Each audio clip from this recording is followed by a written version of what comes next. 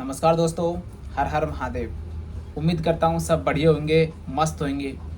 तो दोस्तों, आज फिर मैं आपके लिए एक और नई कहानी लेके आया हूँ इस वीडियो के अंदर। दोस्तों, मैं आपको अपने बारे में बता देता हूँ। दोस्तों, मेरा नाम है शैलेश कुमार और आप सभी का इस चैनल में मैं आपका फिर से एक बार स्वागत करता हूँ। दोस्तों, आपके इस चैनल पे दादी की कहानियों में मैं आपको यहाँ पे अपने साहित्य, हिंदी और चमत्कारी कहानियाँ आपको मैं इस चैनल पे बताता रहता हूँ, सुनाता रहता हूँ। दोस्तों, अगर कोई भी आपके पास ऐसी कोई कहानियाँ हो जो बताने के लायक है, आप मेरे साथ शेयर कर सकते हैं। दोस्तों, मैं इस कहानी को अच्छे से पढ़ के और ताकि बाकी सभी लोगों में मैं शेयर कर सकूँ। दोस्तों, तो दोस्तों, आज की इस वीडियो में अपन जानने वाले हैं कि सोमनाथ जो मंदिर है, इसकी स्थापना होने के पीछे क्या रहस्य है।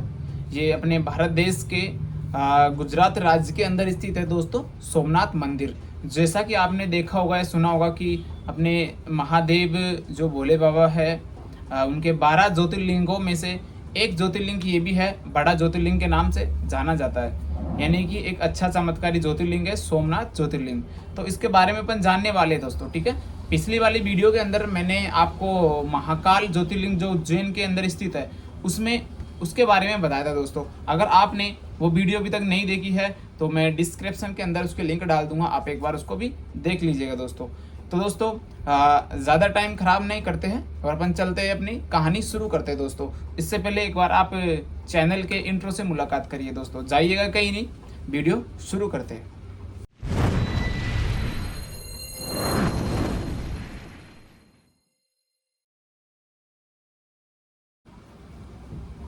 तो दोस्तों, कहानी शुरू करते हैं। उससे पहले एक बार और प्रभु का नाम लेते हैं, हर हर महादेव। तो दोस्तों, शुरू करते हैं।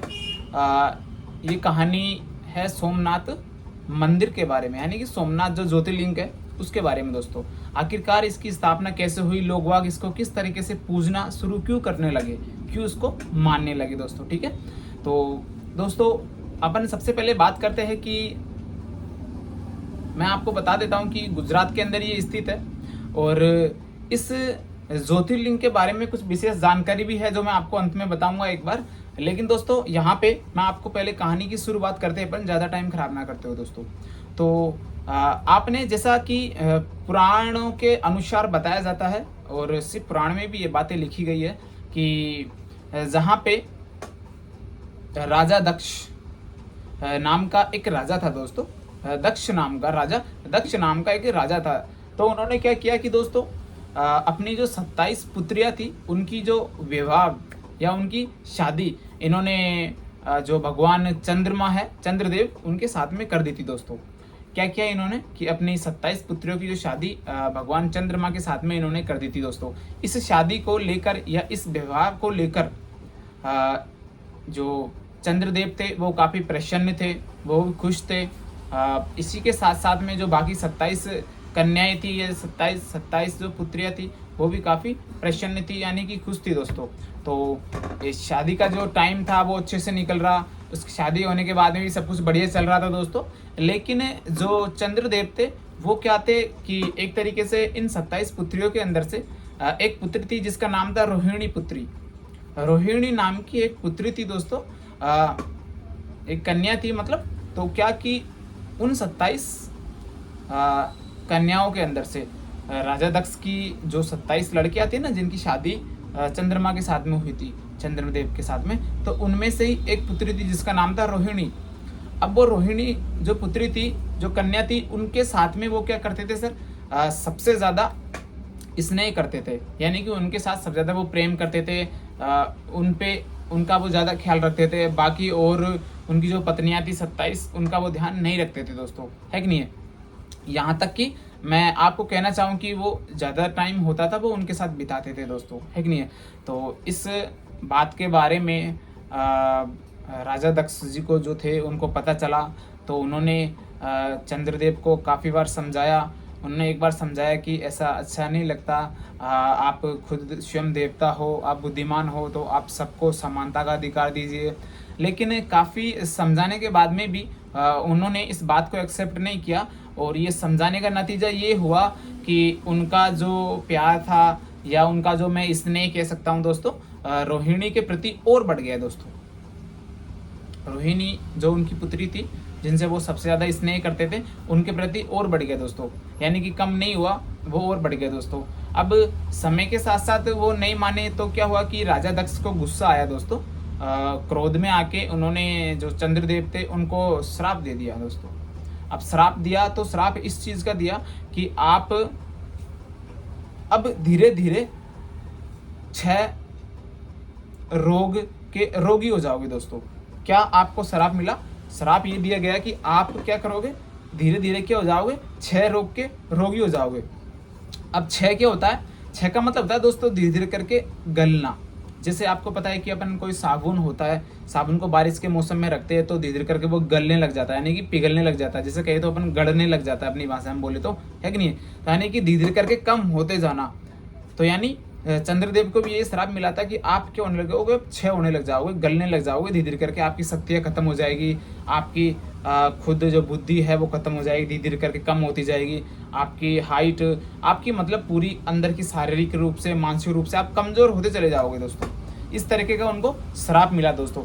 अब इस श्राप से बचने के लिए, अब आपको पता है पहले के टाइम में श्राप एक बार मिल जाता तो दोस्तों वो तो उपाय तो होता था, लेकिन अब वो वापस तो लिए नहीं जा सकता।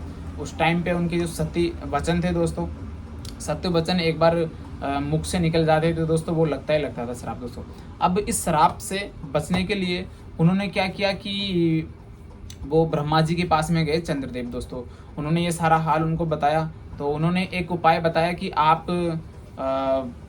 पृथ्वी लोक पे सोमनाथ नाम से क्या है एक जगह है, सोमनाथ मंदिर है। पहले नॉर्मली दोस्तों वो नॉर्मली था, ज्योतिर्लिंग के नाम से वो फेमस नहीं था, नॉर्मली सोमनाथ नाम से वो मंदिर था। तो वहाँ पे वो गए और उनको बताया गया कि आप वहाँ जाइए, वहाँ जाके आपको महादेव जो शिवजी भगवान होते हैं अपने, उनकी क्या करनी पड़ेगी दोस्तों, वहाँ पे जाके आपको हवन करना पड़ेगा, अग्नि यज्ञ कीजिए, उनको आप प्रसन्न कीजिए, उनका तप कीजिए आप वहाँ जाके। तब अगर वो प्रसन्न होते हैं तो आपके ये जो रोग से वही आपको मुक्त कर सकते हैं दोस्तों। तो ये बात जैसा कि बताया गया तो उन्होंने सुना समझा, और जैसे जैसे ब्रह्मा जी ने जो इस रोग से बचने का उपाय बताया, चंद्रदेव ने वो वहाँ गए और उन्होंने ये काम स्टार्ट किया दोस्तों। ये काम उन्होंने किया तो प्रभु प्रसन्न हुए तो वो वहाँ पे आए, महादेव जी प्रकट हुए। प्रकट होने के बाद में उन्होंने बोला कि बताइए पुत्र वर मांगिए। होता है ना जैसे प्रभु भगवान प्रसन्न होते हैं, आपने मूवियों में भी देखा होगा, है कि नहीं? काफ़ी नाटकों के अंदर, टीवियों में देखा होगा कि प्रश्न होने के बाद बोलते बताइए बच्चे आपको क्या चाहिए। इस तरीके से मतलब उन्होंने, भोले बाबा जो है वो आए तो उन्होंने उनको बोला। तो जैसे ही उन्होंने बोला तो चंद्रदेव थे, उन्होंने बोला कि प्रभु मुझे तो बस ये जो रोग है इस रोग से आप मुक्त कर दीजिए, मुक्ति दे दीजिए, पूर्ण रूप से आप इसकी मुझे मुक्ति दे दीजिए दोस्तों। अब ये बात जैसे ही प्रभु जी ने सुनी, महादेव ने, भोले बाबा ने सुनी, तो उन्होंने बोला कि बच्चे ये बात तो आपकी सही है, लेकिन ये जो रोग है इस रोग से आप पूर्ण रूप से स्वस्थ नहीं हो सकते। मैं आपको एक बात बताता हूँ कि महादेव जी ने बोला कि मैं आपको एक बात बताता हूँ कि आप ये क्या रहेगा कि इसमें आपने देखा होगा जैसे एक माह के अंदर 2 पक्ष होते हैं, यानी कि एक महीने में, अपनी भाषा में अपन कहे तो एक महीने में 2 पक्ष होते हैं, जिसे अपन बोलते हैं एक शुक्ल पक्ष और एक कृष्ण पक्ष बोलते हैं दोस्तों। अब आपको पता है कि जैसे अपने यहाँ पे आपने देखा है, अपने नॉर्मली भाषा में जैसे 15 दिन होते हैं, और जैसे 15 दिन की एक अमावस्या होती है, 15 दिन बाद में पूर्णिमा आती है। तो वही चीज़ उन्होंने बोला कि आप एक माह के अंदर 2 पक्ष होते, उनमें से एक पक्ष के अंदर तो आप बढ़ते जाओगे, ठीक नहीं है, आपका ये रोग है क्या होता जाएगा, बढ़ता जाएगा, और एक पक्ष जो होगा वो रोग, इसके अंदर आपका रोग है वो कम होता जाएगा, यानी कि आप कम होते जाओगे, 6 होते जाओगे। एक टाइम तो आप सही होते जाओगे और 15 दिन आप कम होते जाओगे। इस तरीके का उनको जो श्राप मिला था उससे आशीर्वाद उनको मिल गया, मतलब वरदान मिला एक तरीके से, एक नहीं है। तो दोस्तों उन्होंने अब करना क्या था कि करता ना करता तो क्या करते दोस्तों, तो उन्होंने ये चीज़ एक्सेप्ट करी और प्रभु को बोला कि धन्यवाद प्रभु, आपने मेरी इतनी मेहरबानी करी मेरे ऊपर, मुझे आपने इस रोग से मुक्त किया, उसके लिए धन्यवाद दिया। और उसके बाद में प्रभु वहाँ से विलीन हो गए, यानी कि चले गए महादेव जी, है कि नहीं। अब उसी के बाद में वहाँ से ये चीज़ें सुनी तो शिव पुराण में लिखी गई, तो लोगों ने पढ़ी, तो उसी टाइम से ये वहाँ पे लोग बागों के चर्चे में आई, सुनने में आई, तो लोग बाग तब से ही उन्हें वहाँ पे मानने लग गए, पूजने लग गए और बताने लग गए कि ये मतलब यहाँ पे महादेव जी आए थे, इन्होंने चंद्रदेव को आशीर्वाद दिया था यहाँ से कि मतलब आप रोगों से मुक्त हो सकते हो, आपके रोग खत्म हो सकते हैं। तो मतलब सोमनाथ मंदिर के नाम से वहाँ पे एक ज्योतिर्लिंग बन गया, मतलब प्रभु का जो वहाँ पे उस कथाओं के अनुसार, मतलब वो कहानी के अनुसार वहाँ पे उसको तब से ही इंसान अपने जो मनुष्य है वो क्या करता है कि वहाँ पे लोग वक्त मानते हैं कि यहाँ पे प्रभु आए थे।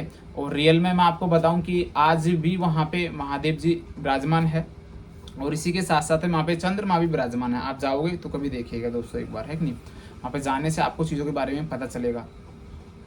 तो ये कहानी थी दोस्तों।